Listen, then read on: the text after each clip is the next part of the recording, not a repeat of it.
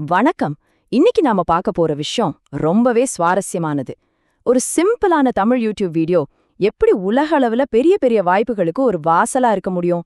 வாங்க இத பத்தி கொஞ்சம் டீடைலா பாப்போம். சரி, உங்ககிட்ட ஒரு சின்ன கேள்வி.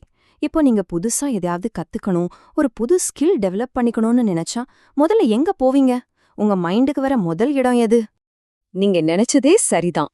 இப்போ உலகம் பூரா கோடிக்கணக்கான பேருக்கு கிளாஸ் ரூம் எதுன்னு கேட்டா அது யூடியூப் தான். இதுதான் இன்னைக்கு இருக்கிற நிலைமை. சோ நம்மளோட முதல் பகுதியே இதுதான். யூடியூப் எப்படி ஒரு புது குளோபல் கிளாஸ் ரூமா மாறி இருக்குன்னு பார்க்கலாம். நீங்க பாத்தீங்கன்னா கோடிங்ல இருந்து குக்கிங் வரைக்கும் நீங்க என்ன கத்துக்கணும்னு நினைச்சாலும் அதுக்கான டியூட்டோரியல்ஸ் இங்க கொட்டி கிடக்கு. ஒரு இன்டர்நெட் கனெக்ஷன் மட்டும் இருந்தா போதும், இந்த மொத்த அறிவு பெட்டகமும் உங்க கையில தான். ஆனா இங்க ஒரு பெரிய கேள்வி வருது. உண்மையிலேயே இந்த அறிவுக்கடல் எல்லாருக்கும் கிடைக்குதா? எந்த ஒரு தடையுமே இல்லாம எல்லாரையும் இது சென்றடையுதா? அந்த கேள்விக்கான பதில்தான் நம்மள அடுத்த செக்ஷனுக்கு கொண்டு போகுது. அதாவது இந்த மொழிங்கிற பெரிய தடைய நாம எப்படி உடைக்க போறோம்? இது சிம்பிளா புரிஞ்சுக்கலாம். ஒரு பக்கம் டெக்னாலஜிக்குன்னு ஒரு உலக மொழி இருக்குன்னா அது இங்கிலீஷ்.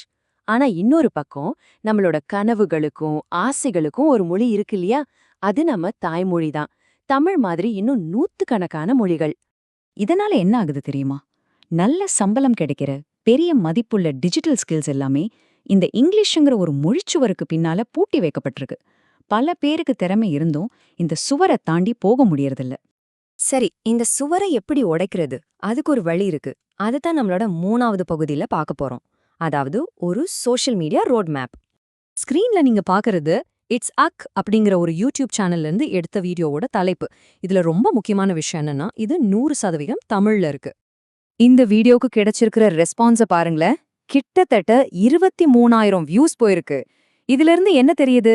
நம்ம தாய்மொழியில குவாலிட்டியான கான்டென்ட்டுக்கு எவ்ளோ பெரிய தேவை இருக்குன்னு இது அப்பட்டமா காட்டுது. இந்த தலைப்புல ரோட் மேப்னு ஒரு வார்த்தை இருக்கு பாருங்க. அதுதான் இங்க ஹைலைட். ரோட் மேப்னா என்ன? அது வெறும் ஒரு லெசன் கிடையாது.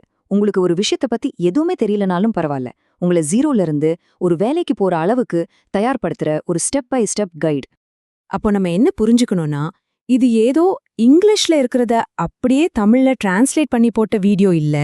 இது முழுக்க முழுக்க நம்ம தமிழ் மக்களுக்காகவே அவங்களுக்கு ஒரு புது கெரியர் பாதையை உருவாக்கி கொடுக்கணுங்கிற நோக்கத்தோட செஞ்சது. சரி, வாங்க அடுத்த பகுதிக்கு போலாம். இது வெறும் ஒரே ஒரு வீடியோவோட நிக்கல. இதை சுத்தி ஒரு பெரிய வாய்ப்புகளுக்கான ஒரு ஈகோசிஸ்டமே எப்படி உருவாகுதுன்னு இப்ப நம்ம பார்க்க போறோம். பாருங்க, இந்த ஒரு வீடியோங்கிறது ஒரு ஆரம்ப புள்ளி மட்டும்தான். சொல்லப்போனா இது ஒரு பெரிய உலகத்துக்கான என்ட்ரி பாயிண்ட்.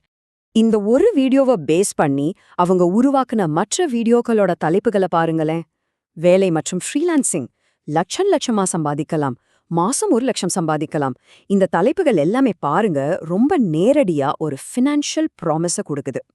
மாசம் 1 லட்சம் ரூபாய். இது வெறும் ஒரு நம்பர் அல்ல, இது பல பேரோட கனவு.